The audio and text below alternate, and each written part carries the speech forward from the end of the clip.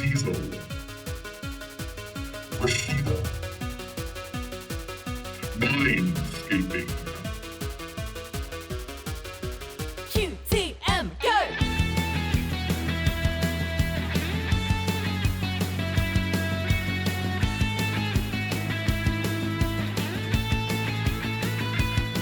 Hi, everybody.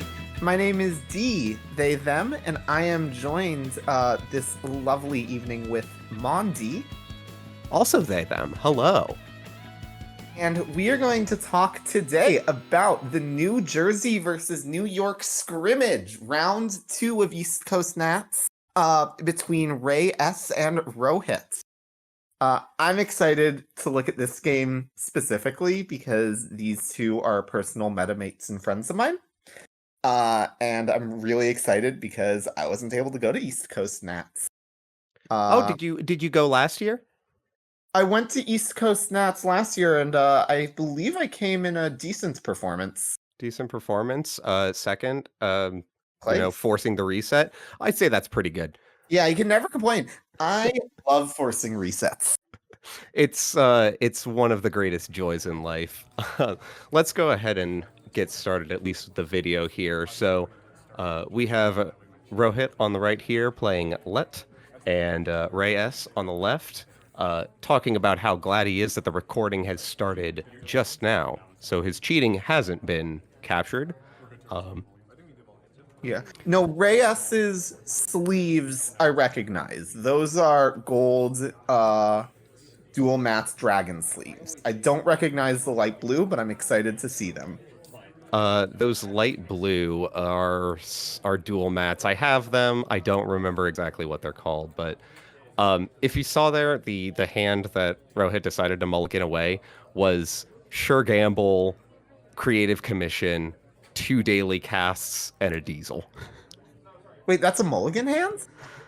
That's I guess that's a mulligan hand, but I'm looking at the let list. I guess trick shots is better, and I guess you want to be seeing Swift. Yeah, I could see it. yeah. Yeah, no, I see it. And also, there's no SMC. I could see some lap players really feeling like if you don't have an SMC in your starting hand, you aren't going to have it for the rest of the game, and then... That's just the way it works out, yeah. Yeah. This also is open deck list, so Rohit is going to know that Ray is running a fast version of AgInfusion that actually, wants to score before turn 10. And so SMC is more valuable there.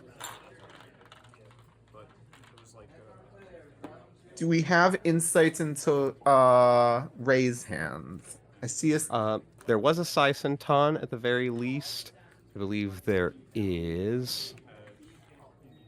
That might be a Brawn as well. The imports on Ray's side are 2 Seamless Launch, 2 Brawn, and 3 Managarm Skunkworks. Perfect. And the game is afoot with a Hedge Ice Ice. This is a pretty typical line, I will say, in a slower deck. Doesn't show as much play, but this usually telegraphs a 3rd ice for a turn to either Rashida or Charlotte push. Absolutely. Though against Lat, which almost always is going to be running Click 1 just to get the draw up, Icing Centrals makes a lot more sense. Yeah. Rohit taking 2 draws at the start of the turn there. The first click draw, sees a trick shot, and goes, huh. Draws again and gets some econ going. Yeah. I like it. I'm excited. Yep, I was right. Pushing turn 2. Gotta be Rashida or Charlotte. And if no advance, it's probably Rashida push. And I appreciate Ray putting 3 cards right at the side so Lat knows exactly what the goal is. Yeah, corp hand size is one of those parameters, one of those variables that, obviously it's always being tracked. But as soon as you see a lot across the table, You go, okay, let me find like a let me get a dice out, or let me just here's my designated hand size zone. Yeah. This is a matchup where when I'm playing it as Jinteki, I sometimes want to be using my Hansei reviews really aggressively to get to a really low hand size. And that like basically is the reverse PD problem, where Lat's just like, I'm not gonna be using all of my cards every turn. Whereas AgInfusion sometimes can afford to, especially if they're wealthy. Right. It's also, you know, not so much an issue in this deck where you don't have as many kill options besides, stuff like Saisentan, but you really don't want to be tempting yourself to go down low for just to get the extra draw. Yeah. Or maybe you do, It really depends. Just Yeah. just don't check the Saisentan. Yeah, what ice placements does Ray want to be seeing here? Where do you think the Saisentan is? Um, Saisentan, I would normally say on I between R&D and HQ, I'm trying to decide where I would put that. I usually prefer HQ because Anansi is such a good R&D ice, and I like not having to double up on where my ice is. Yep, there's the Rashida. Called it. I mean, there only are two assets, and I don't think Ray is going to be pushing a longevity serum. But you don't think he's gonna pop a naked Charlotte Casador in that server and not advance it? Well, I'll be. So it's looking at Rohit's side. We have a propeller, a stone ship, and a daily. If you're Rohit, do you want to be popping the stone ship immediately? It's not a kill deck. It is not a kill deck. Triple But install. Well, this is getting interesting. Triple install one ice gets real scary though against something like Rohit. Like this means basically that whatever is protecting, it's probably something you want to be rezzing quickly. And at this credit total, that means it probably isn't a Bodo because Bodo can be pretty trivially broken twice by Propeller, and basically Ray will lose the entire server then. Right. Well, with 3 installs there, I mean, there's nothing to say that multiple Skunkworks or multiple Voids couldn't be installed there, but they're both unique, so you can only have one rezzed, and would a second Anoetic do you any good? True. I guess if you're really worried about Pinhole. Yeah, I was just checking. This lat has one pinhole. But importantly, it is a Bodo, so yeah. Rohit can really pressure this out immediately. Yeah, that's a strength 4, so that's only 2 of the counters on Propeller. Yeah, but you also like can really with specifically, and that is a Managarm Skunkworks. I believe that's a Cat Chenault. That is a Cat Chenault. And that is a Charlotte. And if that's flipped over, I think that means Rohit has gotten in. Yep, and here's Lacosta. We got 4 credits.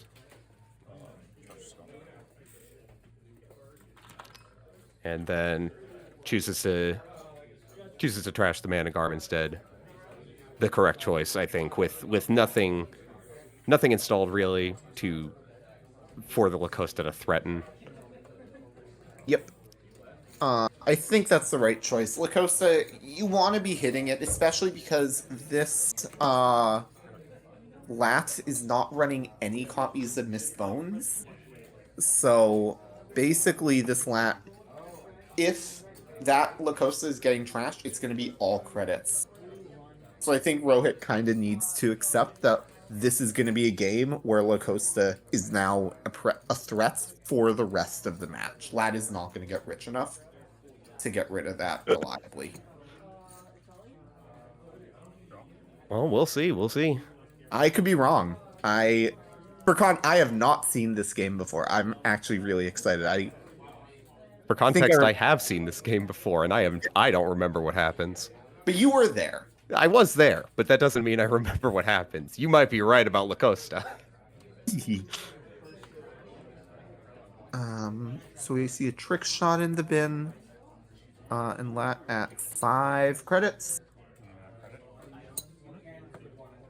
How good is this ag at recovery? At 5, I think all important econ is still online, so I think this ag is going to be fine for now. And it's going to try to go a little fast. There's a hedge fund there, so we're at 9.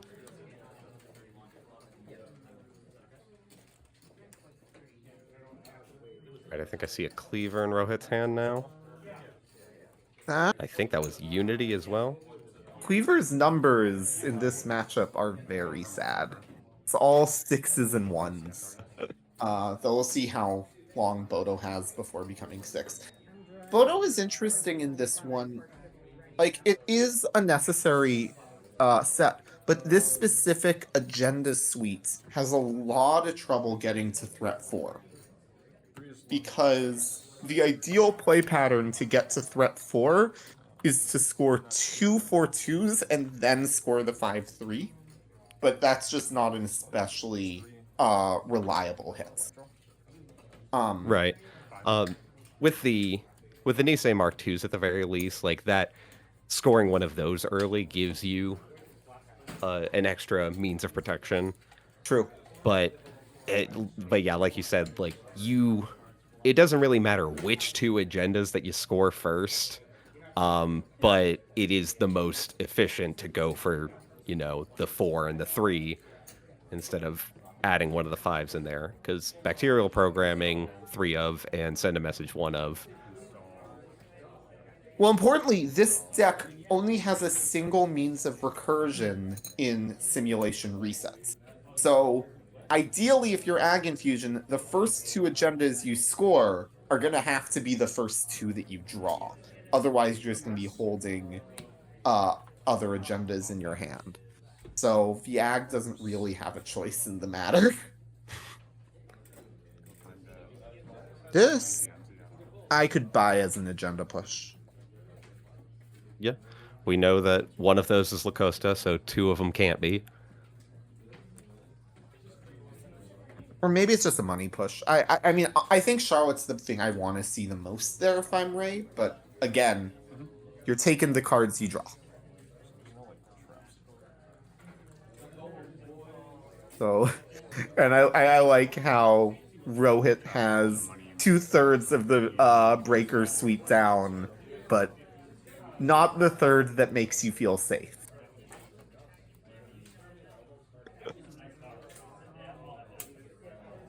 Echelon deck. So Echelon is great when it's the last one you install. Once Echelon's out, Seisenton becomes almost unresable. Yeah, there's also a turbine sitting on top there. Ooh. And we do have an SMC in hand that we could fetch the Echelon if needed, but Yeah. that's 5 credits to do so, and then you don't have any sentries rest on this board as of yet anyway. Yeah, this is actually a really rough draw order for Rohit, because Rohit is running 5 programs, 3 SMCs, and already you can see 3 of Rohit's programs have been drawn. Yeah, of the... Well, you could fetch out. You could use the SMC to find the second SMC, to find the third SMC, to find the Echelon. Thin your deck out some. True. I wish the deck was running 3 environmental testing. Would be nice. There's the Managarm being rezzed on this overclock. 6 credits in order to pop environmental testing for net 6. That's value, baby. So Rohit is really aggressively remote camping, which does make sense here. The AgInfusion, if it scores Nisei Mark II, this match becomes so much more intricate. So Rohit wants to prevent that, and then also prevent any Charlottes. Yeah, there was. If anyone's confused by what happened there was a small mix-up where the Lacosta had gotten mixed up with the Charlotte, so it was the first one that Rohit accessed, but he already knew it was there, so they reverted, accessed the Charlotte first, and then did the other two. Which means that Lacosta is still there. Yep, and trashed the Charlotte in a mana garment, looks like. Yeah, I mean, the Lacosta can just sit there if it's not putting anything down. That really was a second verse, same as the first situation. Yep. This AgInfusion deck has a lot of 3-ofs, and here the benefits are really becoming apparent, just forcing Rohit to make a run again and again as propeller counters have now thinned out. So Cleaver needs to come out. Yeah. There are also 2 simul chips in the slot list, so the threat is there of, install and have a fresh propeller on hand. Yeah. Wow, simul chips. Bro, that propeller is never going away then. It's got some staying power. Lat has now eaten up 1 of 2 daily casts. As far as long-term econ, the Lat is running 1 more daily cast, 1 telework, and then eventually DJ Fenris. So sustainability, Lat is like already starting to spread himself a bit thin. Here's the Hansei review coming down. And all of Ag's money problems have been answered.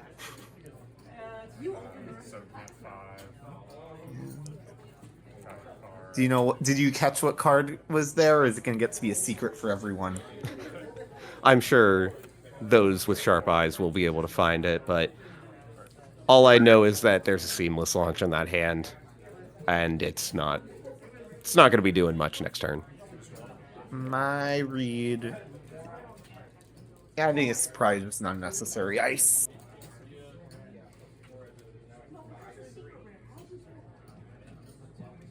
So yeah, so now with this setup, it's actually a little awkward. A part of me wonders if RayS should have held the second mana garb until a Void could defend it. Because RayS now at a point where he has a perfect setup for Skunk Void. Like 3 unrezzed ice preventing a pinhole, and a chunky breaker in the remote that can always be bounced into on pinhole runs. Mm-hmm. But with only 1 skunk works left, and with the only recursion being simulation resets and I point this out earlier, the 1x longevity serum.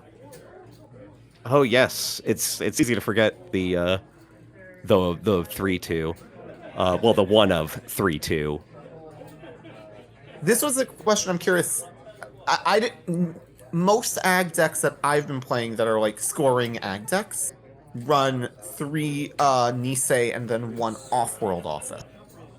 This longevity serum is interesting. In a deck with less recursion, I can see it being really strong. Here's that Swift coming down. Discarding Turbine to hand size. So now, unless Rohit really wants to play a SMC-filled game, I don't think there's ever going to be a memory problem. No, I think we'll be fine. 5 is pretty well enough. Yeah. All right, putting a second ice onto this remote. I see an Anoetic. I think that's what was just installed. Yep, but without a skunk to protect it. So it'd just be protecting Lacosta, and that might be the 3rd skunk. In which case, now Rohit actually had some serious problems. I believe I saw an agenda in hand. I don't know if it was installed into the remote after I saw it. I don't believe it was, but I would imagine so. I imagine Ag's a bit flooded right now. 49 card deck. Ag has drawn about 15, 16 cards or so. You'd expect 2, even 3 agendas at this point because there hasn't been a single shuffle. So if anything, the Ag might be top decking or the Ag is super flooded. But even if the Ag is super flooded, this lat deck has more RNG pressure than HQ pressure. So might not be able to take advantage of it. right. We're also in this weird spot on the runner side where so much of the econ is baked into the run events, but without the echelon, all of these face down ice are rather concerning. Yeah, well, you Taking have some time to put down cards we won't need. SMC to Echelon would be 5 credits, then it would be 6 to break a non-C, that would be 11, and then 8. So yeah, I think Rohit needs one more turn to really money up. But honestly, like, I see an overclock into HQ to get that Echelon and, at least poke a little bit seems real powerful here. Yeah. Can also, you get the click refunded as well with the Swift. True. All right, resing That's this not Lacosta. what you want to see. You never res a Lacosta if you're not about to do something real mean with it.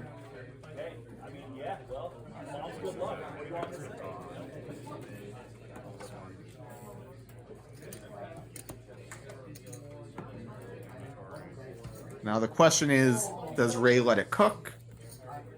Well, there is a seamless launch, and I think 2 ice in hand. Ooh.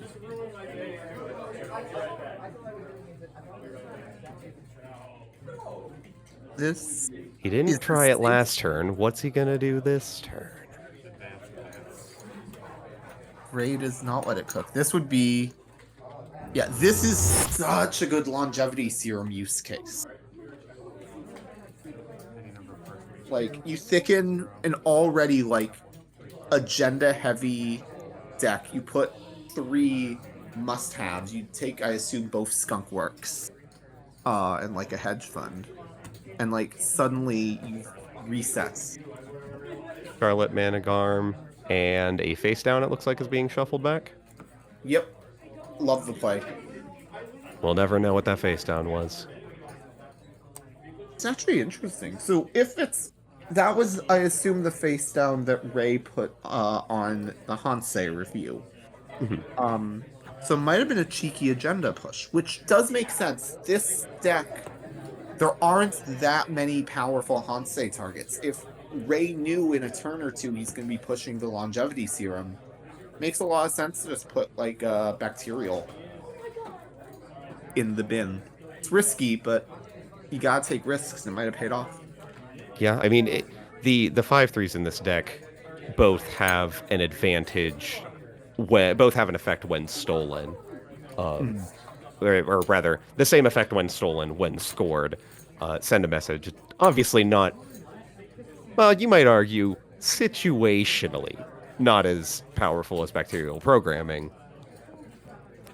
But let's be honest, bacterial programming is kind of busted. It's not busted, but God, it's a card. Bacterial programming's busted.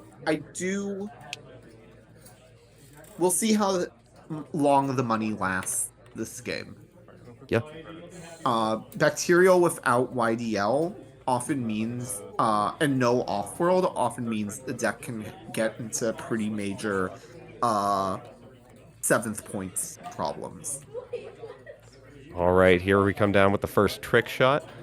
Making the run on R&D, no res. So we Very have fair and 6. balanced card. That's a Vampirinasa Oh, yeah, I've never seen that alt arts. and a Managarm Skunkworks. That one you Thank you, got. Ray, for showing us.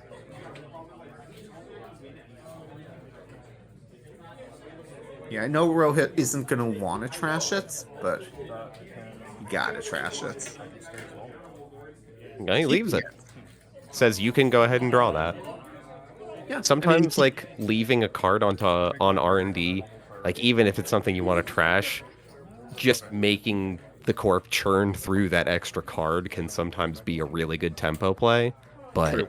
Skunkworks is also just a really good tempo card.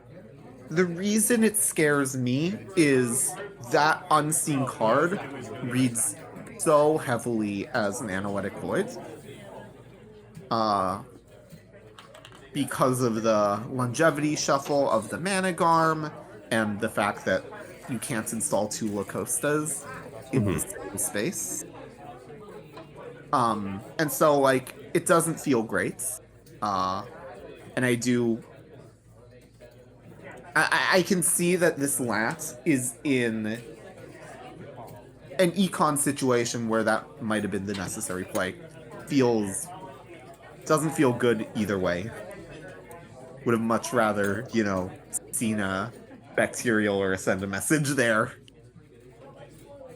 All right, looks like we're taking the opportunity from Trick Shot to pay that 5 to SMC out the echelon. So we got 3 breakers technically.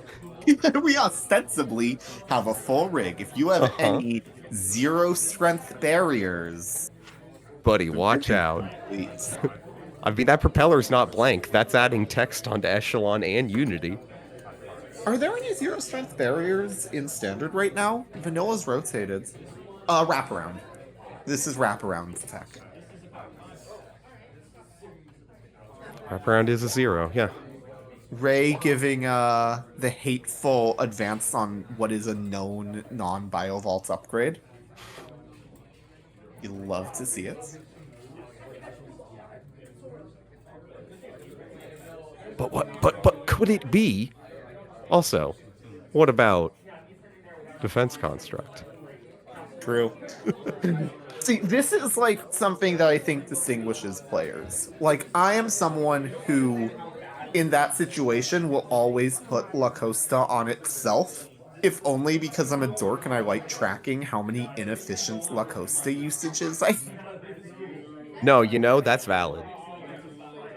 Like the counters of shame that you have a La Shame Costa counter, use yeah. inefficiently. Place 1 advancement counter on your shame.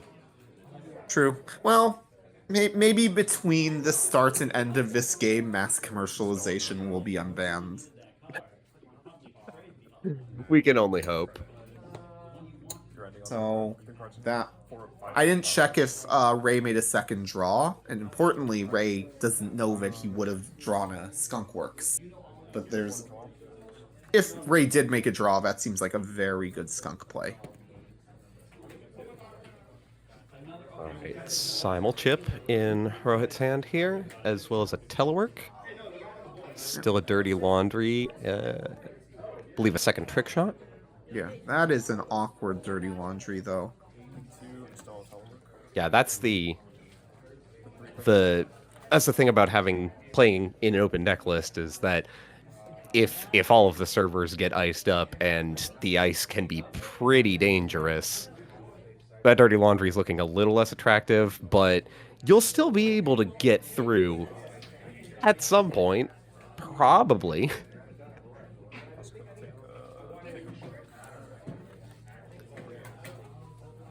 Far though, this is like pretty much as even a game as I can imagine.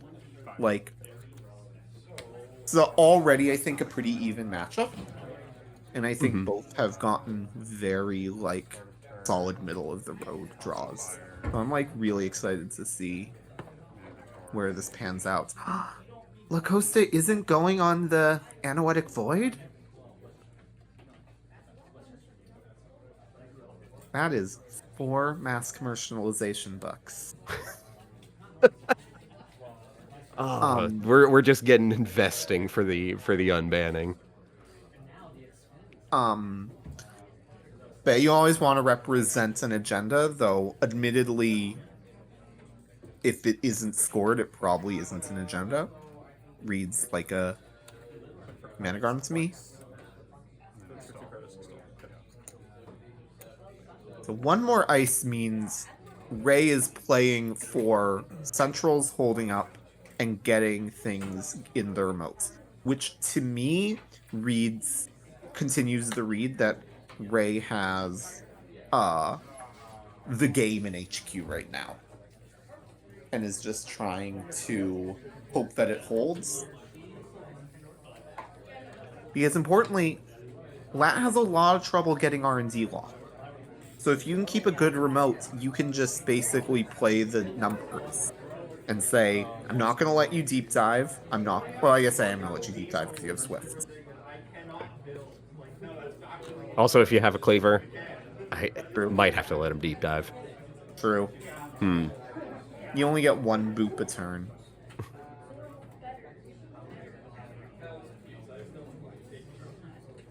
At the very least, now that outermost is... There's an unresed outermost here on the remote. Getting booped into it wouldn't be so bad, and even if it were the Tatu Bola, like, okay, in the run, I guess, but... Normal run is not bad. Is this another Tatu Bola being resed here? Now this is a real tough one for Rohit. Because Rohit has seen the Managar. If Rohit goes in, Rohit is basically saying, you don't have to worry about your econ for a long time, right? And you might just get circulated. But there's also a chance that Ray is pushing the agenda, knowing what Rohit knows, and this could be a really major game changer. Yep. Taking the opportunity to swap out... Looks like both Tatu Bola here. Oh. If you swap out 1 Tatu Bola, I feel like you'd be a fool not to swap out the seconds. Only to give yourself another Tatu Bola. I'm not entirely sure that's what got put down, but it's possible. I mean, ideally... You do know the first one's in there. How many ice are in this deck? 17? So yeah, this is probably... It's not unreasonable that Ray has drawn 8 of 17 ice at this point. So we see a Anoetic, and is the skunk?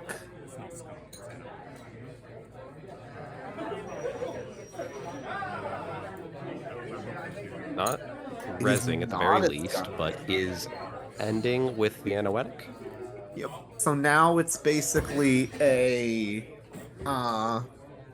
card draw race. Can Ray keep his cards up? Because Ray is now pretty rich, and Rohit is not particularly rich. But this means that whatever is in the remote is not the Skunkworks. Which means next turn, I think we can expect the Skunkworks to be coming in, and then Rohit really is in a bind. Yeah, if this is an agenda cooking here in the remote, which one do you think? 5-3 or a 4-2? If Ray has drawn a 4-2, you go for the Nisei. If Ray hasn't drawn a 4-2, you go with what you can, because you need to win this, and your centrals are really... they're getting shakier by the minute. Yep. Put a second advancement on that face down. You actually, from the alt arts in Ray's hands, can see almost exactly when he, and that is a Mach 2, when he became a Netrunner player, because he has Cat's Nanogarm skunk, but doesn't have Cat's Anoetics. Which I believe were released between East Coast Nats last year and Worlds last year. Not sure that I've seen that one, but Oh, Cat's Anoetic Void is gorgeous. if it's from the same series as the Managarms, I don't believe I've seen it, but It I wasn't don't from the same need to series. see it to know that it's gorgeous. The Void was a prize for, I believe, for national championships last year, if my memory serves me right. Which it might not. I do love commentating, if only to spread disinformation. Absolutely. It is our job as commentators to only we could pretty accurately represent what's going on, I guess, but like references, looking stuff up. No, I'm watching Netrunner. So importantly, Ray has gotten to now 4 threats, so that Bodo is at the moment 1, 2, 3, 4, 5, 6, 7, 8 to trash, and even still is a respectable 4 to break for the rest. So I think Ray's plan now is just hope Centrals keep up, try to minimize the amount of shuffles, and hope that he's already drawn the winning agenda, which I think he has. See the Anoetic, trash for 1. So you trash that because you trash What about the Anoetic. third Anoetic? Yeah. So you trash them even though the Anoetic and the remote is likely going to be good for the rest of the game, because once Ray has the game points, he can push and then put the Anoetic in R&D to make sure he doesn't lose on a lucky trick shots. Absolutely. Really good foresight on Rohit's hand there. And now with one Anoetic left, Ray is going to be really, really reticent to use the AgInfusion ability. Because as soon as he uses it, if Rohit has 1 click left, Rohit is going to be... and that is 1 credit. Yep, we are spending 6 to res this Brawn 1.0. That's a... Oh, that's a Brawn. Yep, that's a Run Together by Rhiannon McCullough. Sick! Yes, very good. From this distance looks like an Atini, which is not a card that is being run by this deck. Yeah, probably good thing it's not Athene then. But now that Anoetic looks like it's going to be in a rough spot because Ray can't use the Anoetic. Ray can boop, but booping carries the risk of being pinholed and losing the last Anoetic. And that's probably... with this much money and with how not crazy wealthy Rohit is, it's not a total death sentence, but it definitely means the game becomes way more complicated. Thinking about popping this simul chip here. I assume popping to get the K2CP? Yeah, it's in archives.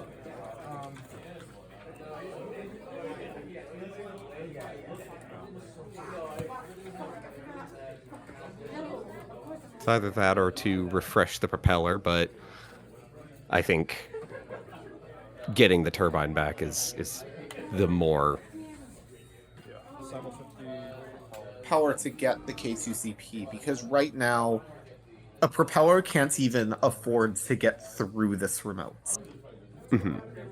Like, you literally eat the propeller on the Bran and then can't get to Bodo. Absolutely. Alright, double check to see whether or not we can resin ice for 1 credit. 4 blue dice, 1 red die. 1 red die intercepts all the blue dice 0.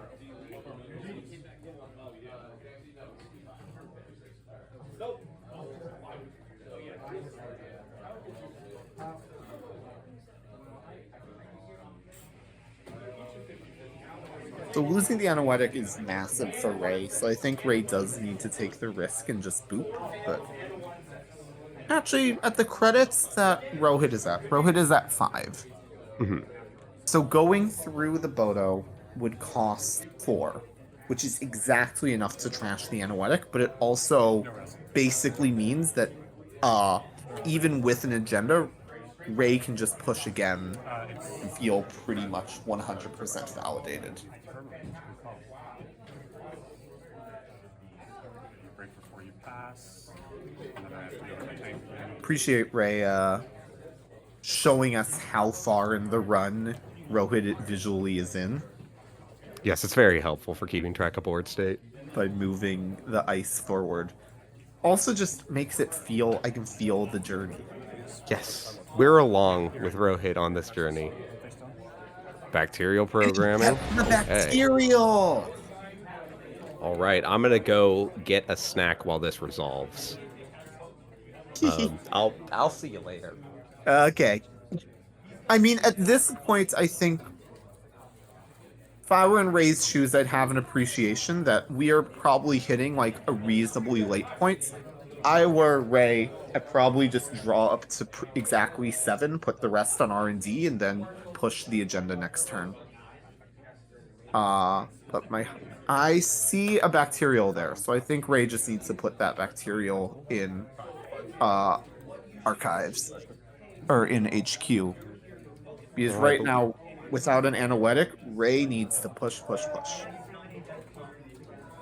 believe that was 2 cards added to HQ and the rest put on R&D. Seems right because Ray had 5 in hand at the start, so yeah, going up to 7 makes sense. You can get a full turn, keep your full deck for future anoetics.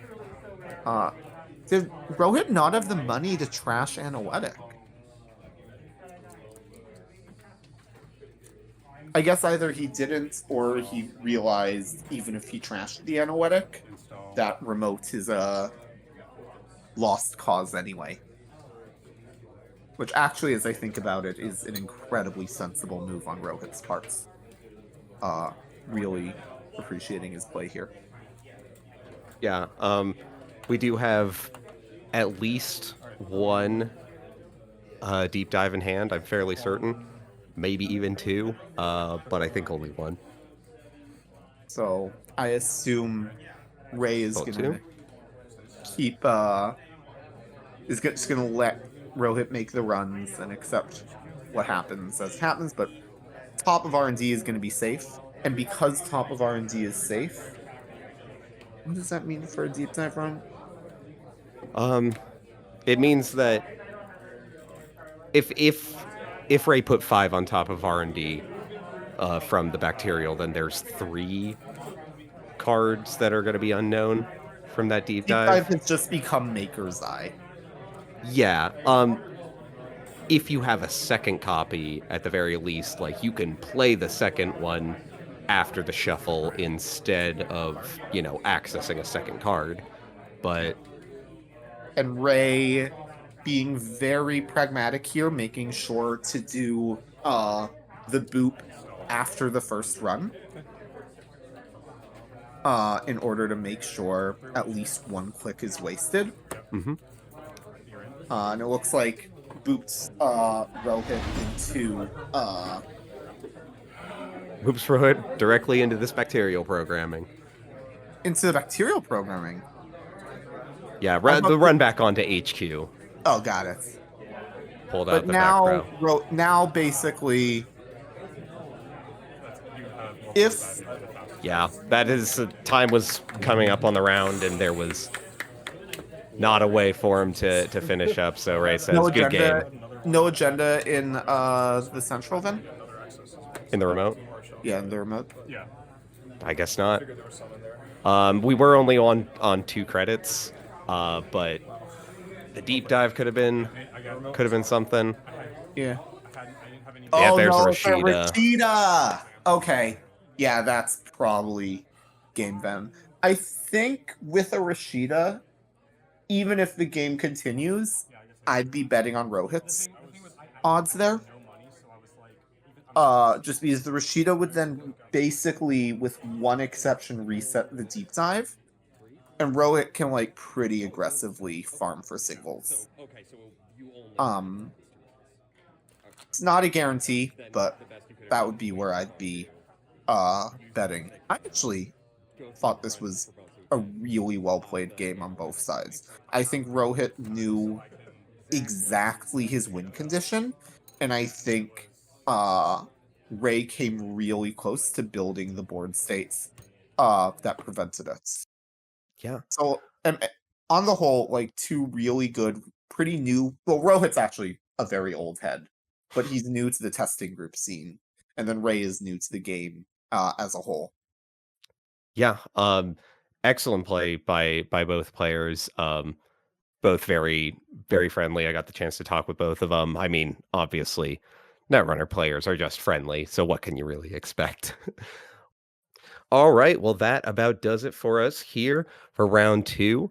Next video is actually also going to be on querying the message because we have our very own Paillu playing in the next couple of games. So we're very excited to shout him out and show some support for the great run Oh my they god! had at East Coast Nats. And that they have been having everywhere. Everywhere. Like, this is the season of Mooncore, and we're reaching the season of freedom. We are so close to the season of freedom. Anyway, looking forward. Same. Thanks all for watching, and we'll see you next time. Cheers. Bye. Hello everyone, your friendly neighborhood video editor Kato here, with some quick shoutouts before we leave you all for today. First and foremost, shoutouts to Eric and Nick from Neon Static for collaborating with QTM on this series. You'll catch the next episode is going to be here on QTM, but then the round after that will be over on Neon Static's page once again. Shout outs to them for sharing all of their assets for us. A lot of the assets that you saw on screen, like the card layout assets and the run action and the agenda counters and all that, were actually provided by Neon Static. They were really, really helpful in getting all of that set up for us. Huge shout outs to Not Again for organizing East Coast Nats. Thanks to Jeff for judging and leading OP at NSG, and also bringing Monty their world championship match that they still hadn't gotten over at this East Coast Nats. Thanks to Kevin for recording all of these episodes and just being a generally cool person. Thanks to Mondi for helping out with logistics and getting the ball rolling on recording this commentary. And obviously thanks to Dee for commentating as well. And Paillu wants to thank Paillu for being frogs and Izzy for being a cute mouse. We at QTM, of course, agree. See you next time.